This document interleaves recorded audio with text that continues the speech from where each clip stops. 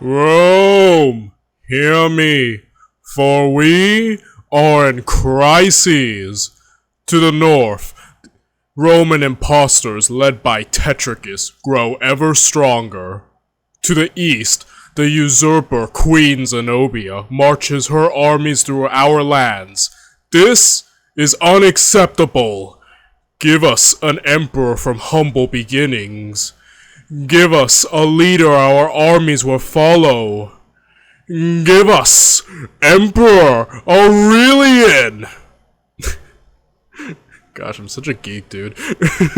I'm sorry, the Total War Empire Divided trailer about Aurelian lives rent-free in my head. I often just quote it to myself when I'm just minding my own business throughout the day. So hey guys, so I'm watching the Aurelian series by HisotryMarche, and it's a 3-part series from what I can tell. It's about how Aurelian restored the Roman Empire, and it's cool. We're gonna be watching some Roman W's for once, because most of the Byzantine Roman history is them kind of slowly losing, so it'll be nice to see Rome when it was more whole.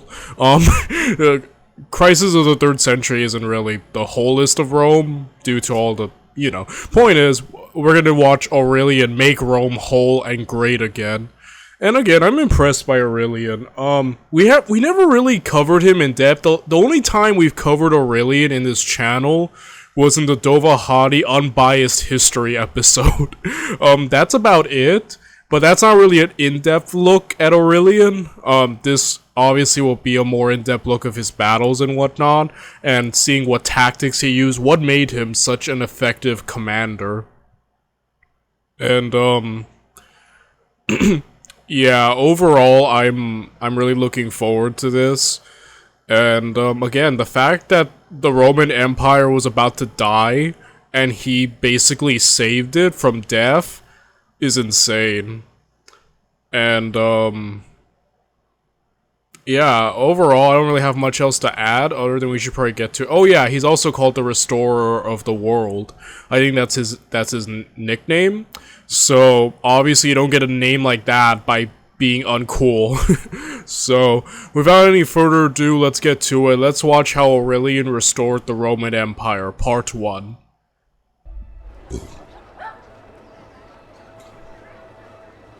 Fudge. Amidst the rugged mountains on the dry, arid stretch of the Syrian steppe lay a wealthy city in a lush, fertile oasis.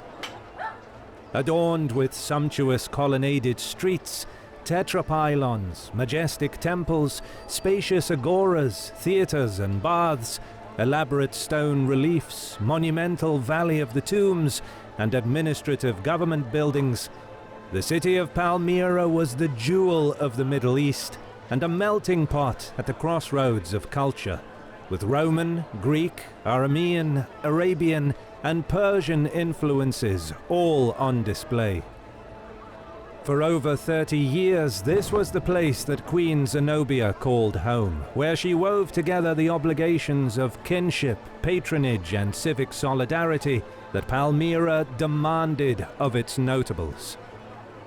But in the scorching sunlight of the late summer of 272 AD, the Queen stood on the steps of the Temple of Baal with a troubled brow, her troops posted on the outskirts of the city.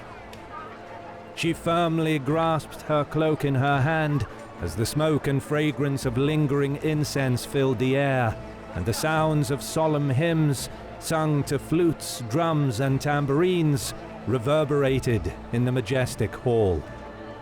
With a camel at her side, carrying a shrine in which a sacred stone was shrouded, Zenobia intoned prayers and made offerings of oil and wine, asking her god Baal for protection against those she perceived to be the invaders of her empire. However, the Emperor Aurelian deemed Zenobia's authority to be illegitimate and her bid for power unsanctioned, and he came to Palmyra at the head of an army to settle the matter once and for all. This video is brought to you by our friends over...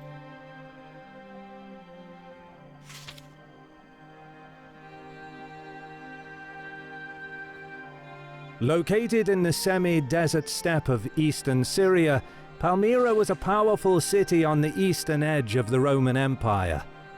It derived the majority of its wealth from its location on the caravan trade routes of the Middle East. The city's merchants were renowned for their ability to secure safe passage of goods through treacherous country from one water source to another, especially during the dry season. Palmyrene traders operated throughout the empire and, more crucially, played a major role in connecting Roman Syria to the Middle Euphrates, and from there the Persian Gulf. Since the times of Emperor Caracalla, Palmyra enjoyed the status of a colonia. However, in the middle decades of the 3rd century AD, when the Sassanids fought Rome for control of Armenia and Upper Mesopotamia, Palmyra attained a heightened political and strategic significance. I always liked for so much of its history, Armenia was just between Rome and whatever the heck came from the east, whether that was like Parthia or the Sassanids. I don't know why, just the fact that it just existed and was just chilling between this is kind of insane for so many, I think, centuries. Under the leadership of a prominent local aristocrat, Septimius Odaenathus. The instability of warfare in the region threatened Palmyrene trade, and Rome expected the Palmyrenes to provide for their own security. This inadvertently helped the city to create a martial tradition of its own, and in the 240s and 250s, Odaenathus used the reputation he had built up. If I remember correctly from the Dovahari thing,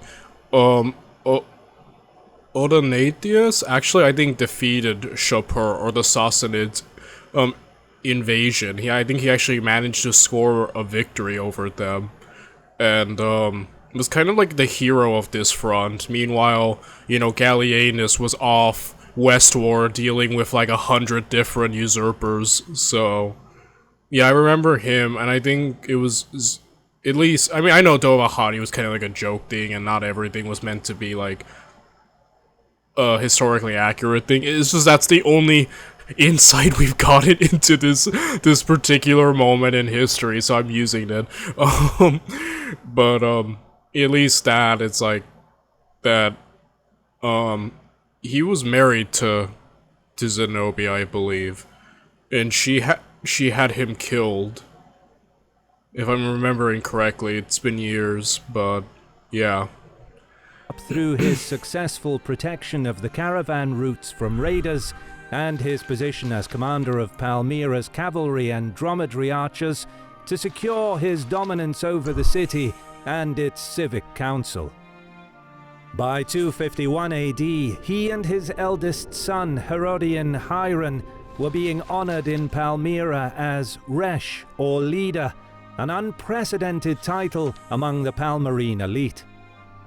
The two continued to amass power, claiming consular rank by 258, and in 259 Odaenathus campaigned against the Persians, sacking the city of Nihadia on the Euphrates. Odaenathus's greatest opportunity then came in spring 260, when Emperor Valerian was captured by the Persians at the Battle of Edessa. Valerian's son Gallienus was left as sole ruler of Rome, but the disaster of an emperor falling captive in battle sparked a crisis of loyalties. A cascade of usurpers sprung up across the empire. In the unstable frontier regions, ambitious men seized power, usually elected by the troops or the local aristocracy, greatly contributing to the erosion of imperial authority and the decline of its internal structures. Yeah, the amount of usurpers during the crisis was insane, honestly. And just the fact that, like, it just kept going. And that's kind of the thing, though, like, during the crisis of the 3rd century, I think it's where it peaked, but Rome, from then on, always had usurper issues. Or, like, you know, generals who would win, like, one battle and decide they're emperor, and carrying all the way until its end during the Byzantine era. It's just, like, I think the crisis of the 3rd century is where that's mainly peaked, but it never went away after that fully. The Romans just, from this moment onward, just became so, like, I guess self-destructive is kind of the word I would put in a sense. Yeah, I think the Romans just got bored. They realized that no one could beat them, so they're like, you know what, we need a challenge, let's just fight each other. And they decided that the only people who can beat Rome is themselves, so... I'm joking, by the way, but I like to think that. The populace suffered against incursions that were becoming increasingly difficult to check, most notably an Alemannic invasion of Italy that had already begun even before Valerian's capture, and which Gallienus eventually crushed outside Milan, as well as Aurelian and Gothic raids that saw the sacking of numerous cities in Greece, Macedonia, Thrace, and Asia Minor, including Byzantium, Argos, Corinth, Sparta, Olympia, and Athens, as well as the destruction of one of the wonders of the ancient world, the Temple of Artemis at Ephesus. In the west, General Postumus, his Rhine army, and the governors loyal to him broke away from central authority, forging a Romano-Gallic regime with Postumus as emperor, further rocking an empire seemingly on the brink of disintegration. I'm telling you guys, just the self-destructiveness of the Romans. It's like everything's falling apart and they just like, let's keep adding to it. Our troubles. I feel like the majority of the problems of the crisis of the 3rd century wouldn't have been as bad if the Romans weren't constantly turning on each other, for sure. But I feel bad for Gallienus. I like Gallienus, by the way. I think he's the one of the emperors who had the worst raps ever. Between his family being killed, him having to go back and forth fighting many usurpers, and just like the dude is kind of underrated in my opinion. He held the line together and he held Rome together for most of his reign. Sure, he couldn't fully fix the problem, but I think it's more than admirable that he kept going despite everything that happened. I think I like Gallienus, like, a lot. He's actually one of my favorites. And I think the poor guy, and he gets killed. But in a sad way, his death kind of led rise to his successors, who were all good. You know, I think it was Claudius or Constant, I forgot. But like, point is, leading to Aurelian. Which ultimately, I guess you could say, his death gave way to people who could fix Rome, but I still feel bad for the guy. Also, I heard that Aurelian actually had a hand to play in his death, that apparently Aurelian was in killing Gallienus. Again, poor guy. Poor guy. But I guess if you're gonna usurp power or like get rid of your leader, at least be competent, right? And I guess the emperors who followed him, like, who's the guy who followed him? Was it Constantine or I don't know why my head's getting mixed up, but Gothicus or something like that. Wait, yeah, it was Claudius Gothicus, and you know, overall, at least competent people followed him. I mean, if you're gonna kill a guy, at least be competent yourself. Unlike the later Byzantines, who would just kill their emperor and then prove to be even more incompetent. You know, if you're gonna seize power, at least be competent. That's the least I could ask of you for. But again, I feel bad for this guy. I think he tried his hardest, and he got probably one of the worst raps. One of the worst situations that he kept trying to fix, but unfortunately couldn't. GG, rip Gallienus, man. The Roman East was just as turbulent. Macrianus, one of the main fiscal officers of the empire, grabbed the opportunity, using his influence as Valerian's treasurer to march on Rome. Planning to seize the capital, he took with him his eldest son, Macrianus Minor, intending to elevate him to the throne in the west. He left his younger son Quietus in charge of the eastern provinces, supported by the Praetorian prefect Ballista, who was instrumental in propping up Macrianus' sons to the imperial throne. The momentum to usurp the throne gathered behind Macrianus, but his army was intercepted and defeated in Thrace, with both he and his eldest son killed in the encounter. Meanwhile, Quietus and Ballista lost control over the eastern provinces. In a calculated show of loyalty to Emperor Gallienus, Odenathus marched on Emesa and overthrew what remained of the usurper regime. It was a clever... What a Chad. Like, again, his loyalty was also a great show of his character, right? He's like, I'm gonna, Odenathus, shame he got killed because he seemed beyond competent, and him and a great ally to Gallienus and to the true Roman way. Granted, I'm sure there is a bit of political, what's the word I'm looking for? Pragmatism to this, maybe hoping to get more out of it in the future, but still, overall loyalty. Move.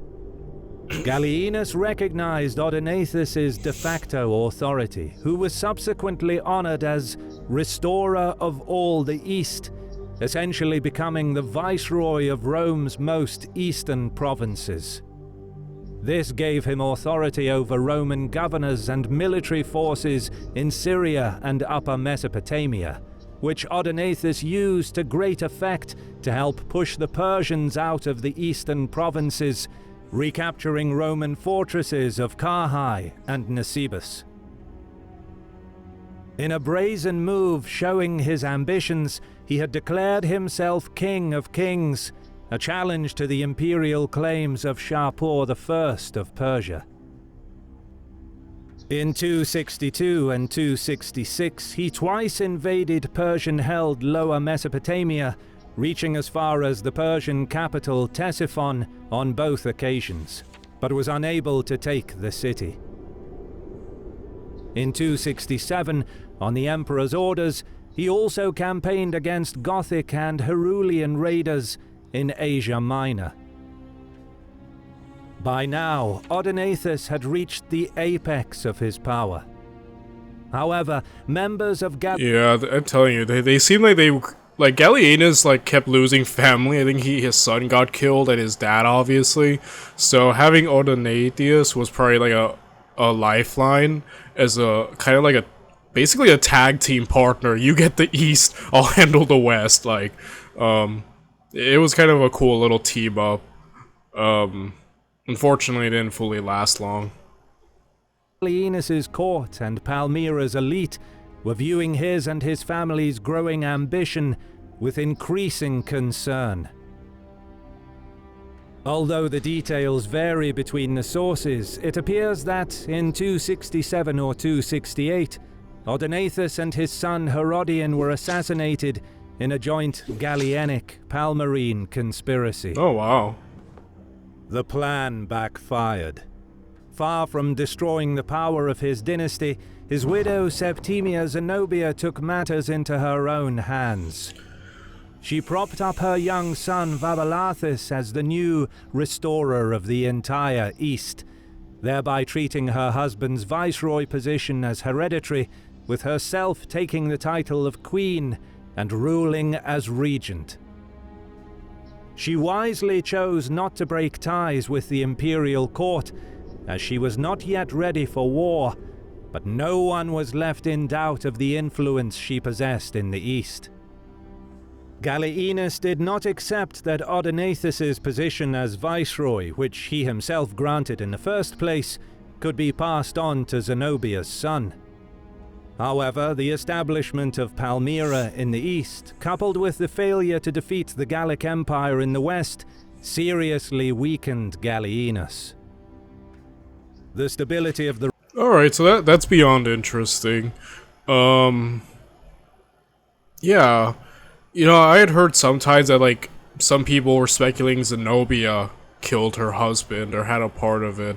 But it's interesting seeing that this may Gallienus or some other people may have been involved. That's interesting, I think. Either way, she definitely profited from this, you know, and was, as we know, eventually proclaimed her own thing. But, yeah, that was interesting. The Roman Empire deteriorated further still when he too was assassinated in September 268. Different accounts of the incident are recorded, but they agree that senior officials wanted Gallienus dead. The new Emperor Claudius managed to bring some stability. He stopped the Alemannic invasion of Raetia and Italy at Lake Benacus. He then marched east to meet a major Gothic invasion in the Balkans. At the Battle of Nisus, he achieved a major victory over the barbarians. However, the continuation of the war was less conclusive due to the outbreak of the plague, which affected the Romans, but savaged the Goths even worse. Many Goths who survived were either admitted into the Roman legions or had lands assigned for them to cultivate. Preoccupied with matters in the Balkans, Claudius sent an expedition against Zenobia under Heraclianus, a former Praetorian prefect, to reassert control over the east. The details are unknown, but the campaign was a disastrous failure for the central government. This was the point of no return. Recognizing weakness in the empire's central authority, in the spring of 270, Zenobia sent an expedition of her own to conquer the Roman province of Arabia. This campaign, commanded by her general Zabdas, defeated the Cyrenian 3rd Legion, killed its commander, and subdued its troops. Later that summer, the Queen launched an invasion of Egypt with an army consisting of Palmyrene, Syrian legionnaires, mercenaries, and barbarians. It was a grueling, hard-fought campaign, but Zenobia's forces successfully took Egypt. Despite the setback in the east, in the empire's west, the Gallic Empire was similarly unstable, and the assassination of Postumus in 269 had prompted a series of defections. Claudius's trusted general Placidianus seized the moment and took control of southern Gaul after several victories. Hispania followed suit, breaking their allegiance to the new Gallic emperor Victorinus and declared their loyalty to Claudius. But the emperor would not live long enough to reunite the lost territories. In the summer of 270, he journeyed to Sirmium, where he prepared for a campaign against the Vandals who were raiding Pannonia. On the way, he fell victim to a pestilence, likely the plague of Cyprian, a form of smallpox, and he died in August 270. His younger brother Quintilius, currently stationed at Aquileia, was declared emperor by the Senate. But, in an act typical of the crisis of the 3rd century, the new emperor was not recognized by the legions that served under Claudius, who instead threw their support behind his right-hand man, the talented Illyrian cavalry general Lucius Domitius Aurelianus, more commonly known as Aurelian. It looked like more war and turmoil would engulf what remained of the Roman Empire.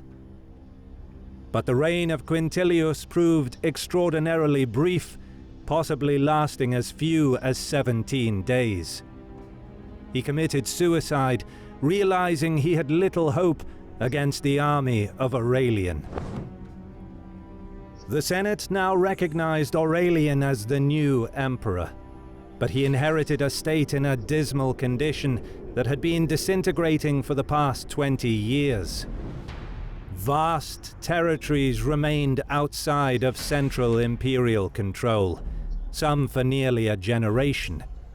Internal turmoil encouraged pressure from external enemies, and renewed incursions by the tribes north of the Danube spread devastation deep into the interior. And, with yet another emperor seizing power, the threat of civil wars again grew as new usurpers arose. The fact that he fixes all this, I think, like, what's the reign, like 5 years he manages to accomplish all that? That's insane. I heard it's 5 years, I'm not sure, but, yeah, the fact that he manages to fix all of this, yeah, like I said, the fact that he manages to fix all this is insane, but kind of amazing. Exploiting the imperial insecurities and the influence of armies on Roman politics. The spiraling political and economic crisis impacted agriculture and commerce the most, which was compounded by the pestilence that had first swept through the empire around the year 250, greatly diminishing manpower for the armies and taxation. Nonetheless, the new emperor steeled himself for the difficult road ahead. Check this out. In the east, seeking to strengthen the image and power of her regime, Queen Zenobia skillfully played the political game. She exploited the turmoil in Rome, but was careful not to provoke a war with the new emperor. Her mints at Antioch and Alexandria recognized Aurelian as emperor, producing coins in his name. But she also now struck coins bearing the face of her son Vaballathus, honoring him as imperator, a military title of republican origins that was now associated with emperors. In this way, Zenobia gave him imperial status, whilst cleverly avoiding the title of Augustus, which would have unambiguously designated him as emperor, blatantly challenging Aurelian's authority.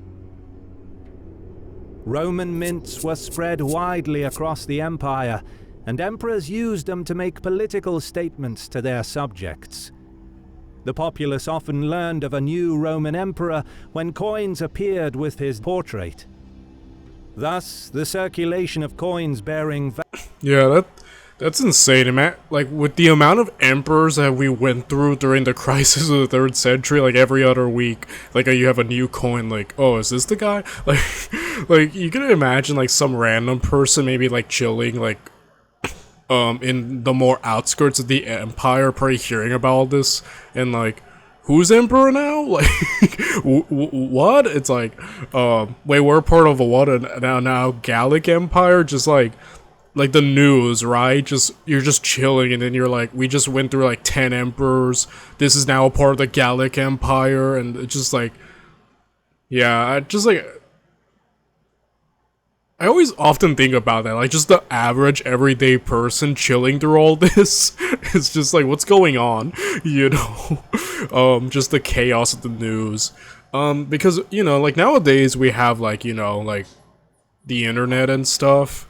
And we get to hear stuff quickly and know what's going on much quicker. Back then, like news, especially like, yeah, like in such a vast empire like this, news traveling from one end to the other must have been much slower. So, you know, like so much can happen, and like, I don't know, I just think that's so interesting. Vaballathus's face undoubtedly solidified his authority over the Palmyrene domain, but it was also an encroachment on Aurelian's authority. Yeah, Zenobia's playing a dangerous game. She doesn't know who she's messing with. She's messing with the restorer of the world, like, you know, kind of gives me Cleopatra vibes. You know, I don't know, but like, maybe, like, to a dumber emperor, she might have gotten away with it, but again, Aurelian ain't gonna let that slide for long. Zenobia's power play extended further. Her coins bore inscriptions that recorded the number of years that Vaballathus had ruled the East, thereby showing that he had been in power longer than the emperor, as if to suggest her son's seniority over Aurelian. Coupled with this web of political intrigue, Zenobia began the expansion of her army and moved into Asia Minor. She captured Tyana in Cappadocia and Ancyra in Galatia, and attempted to seize Chalcedon in Bithynia, which resisted and remained loyal to Aurelian. With this show of force, the Queen wanted to hinder any offensive by the Emperor, while she also played the long game, slowly building up the power of her realm. But despite the Palmyrene expansion further hindering the Empire's reunification, the Gothic problem in the Balkans remained unresolved, and Aurelian's own position was far from stable. The first order of business for the Emperor was to strengthen his rule in the territories that were still under central control. Aurelian was an exceptional leader of armies, and he campaigned with unmatched energy. In 270, he stopped a Jutungian invasion of northern Italy, fighting a series of actions before defeating them in a decisive battle on the Danube. He caught them in the middle of crossing the river, weighed down with plunder and prisoners. However, while he was consolidating his power in Italy, the Pannonian frontier was left vulnerable to attack, and an army of Vandals crossed the river in force, pillaging the region. Later that year, he tasked Placidianus with defending Italy against a possible attack by the Gallic Empire, before departing east to set up his headquarters in Siscia. It was here that he assumed his consulship on New Year's Day, 271 AD. This office would normally have been assumed at Rome, and it was unusual for an emperor to assume the consulship without even setting foot in the old capital. This was a further sign of the diminishing role of Rome in imperial pomp at this time. Staying connected matters. By now, You know, that's interesting. I always kind of like that aspect of Rome, that it kind of outgrew its city. Like, you know, like obviously this is where the Romans began, but they ended up becoming just the power of the entire world, you know? And they ended up just outgrowing their old home and moving eastward, right? Eventually with the Byzantine Empire, just kind of like, it's just an interesting thing, like outgrowing your old home. And yeah, that was always something that I always caught notice of Rome, just how as time went on, the center of it, the eternal city itself just became another place. In fact, one of even somewhat lesser prestige than other places later on. So yeah, that was always kind of cool. I think how they managed to outgrow themselves, I guess, outgrow their namesake origin home city, but also a little bit sad, you know, how the eternal city later got just alienated and treated from the true Romans. season had advanced, making it difficult for the Vandals to live off the land, and knowing that the enemy was not equipped for siege warfare, Aurelian evacuated the livestock and food supplies into the fortified cities. Once he was satisfied that the war of attrition had weakened the barbarians and that his own supply lines were established, he marched to meet the Vandals. The campaign was a grueling affair, but after an indecisive first battle, the barbarians were subsequently defeated in the Pannonian interior. The Vandals sued for peace, handing over hostages and providing 2,000 horsemen for the Roman army, and the Romans provided them with supplies for their journey back to the Danube. The emperor, however, had little respite in which to savor his victory, and in early 271 he was forced to march back west. The Jutungi had returned, this time probably with a coalition of other Germanic tribes, launching a major invasion of Italy. They destroyed numerous towns and countryside in the Po Valley before pushing south, threatening Rome itself. At first, Aurelian's army suffered an ambush at Placentia, but he managed to regroup his battered army and follow the trail of devastation that marked the enemy's route down the Adriatic coast. Knowing that the Romans were on their heels, the barbarians stayed on the march, aiming to cross the Apennines towards the capital. But Aurelian managed to catch up with them. On the banks of the Metaurus River, he achieved a major victory in the Battle of Fano. Subsequently, he pushed the invaders back across the Po River before dealing a crushing defeat to the Itungi in the Battle of Ticinum. The victory broke the strength of the tribes along the upper Danube and put an end to Germanic invasions against Italy until the times of Alaric in the 400s, nearly 150 years later. Insane. Complete domination. I always kind of liked when, like, earlier Roman history, I like how in earlier Roman history, whenever the empire was seemed like it was about to die, just random geniuses would show up out of nowhere and fix everything. And that was a cool trend that just happened in early Roman history.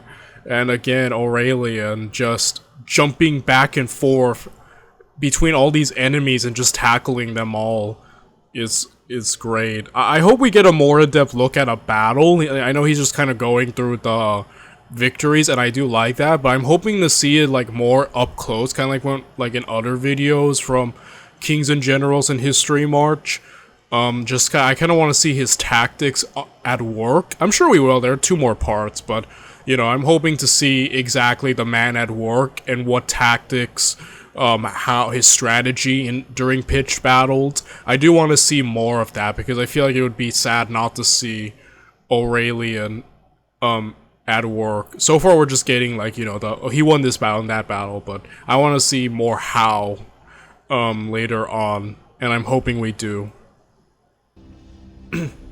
Meanwhile, the invasion caused panic in Rome itself, and this, combined with the endemic corruption, had sparked a major rebellion against the emperor.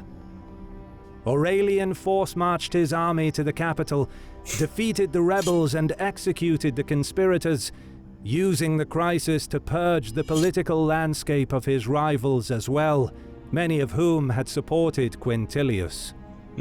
Smart. So, gotta shut them all up now.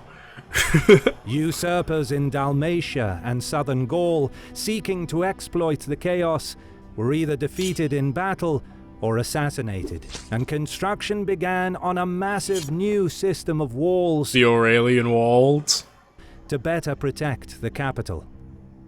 But again, Aurelian had no time to waste. After briefly overseeing work on the new defenses, the emperor marched back east to the Balkans. Due to his elevation to the purple and the resulting power struggle in Rome, the Gothic War remained unfinished business. And now the ranks of marauding bands had swelled, posing a great menace to Thrace. They were led by King Canabas. This Goth was possibly none other than King Cniva, who had famously destroyed the army of the Emperor Decius at the Battle of Abratus 20 years prior, an event etched in the memory of the Romans. By the time Aurelian arrived with his army, the Goths had already inflicted considerable damage. But, in a stunning twist, the Roman Emperor inflicted on them a crushing defeat. However, unlike his predecessors, he did not stop there. Rather, crossing the Danube, he invaded their homeland and scored a decisive victory over King Canabas, who was... Yeah, that's smart. He's not just looking to defeat them in a pitched battle, he wants to break them. Like, that's... You need to. These guys keep popping back up. Aurelian's trying to, like, break them so they don't get back up. At least not right away. It'll take them centuries before they can threaten Rome again. So I do like that a lot. Like, he's not taking half measures, I feel. killed in combat. The Roman army then proceeded to sack Gothic settlements and lay waste to their lands. And in a planned propaganda move, countless captive women were deported to Rome to be later displayed dressed as Amazons in Aurelian's triumph. This was the most decisive victory a Roman army had in this region throughout the troubled 3rd century. Then, in a radical rethinking of regional strategy, the emperor withdrew Rome's military and administrative presence from Dacia. The province had been weakly garrisoned since the reign of Gallienus. By abandoning it altogether, Aurelian could rationalize the long and undermanned Danubian frontier from which he collected troops and Yeah, that's the thing though.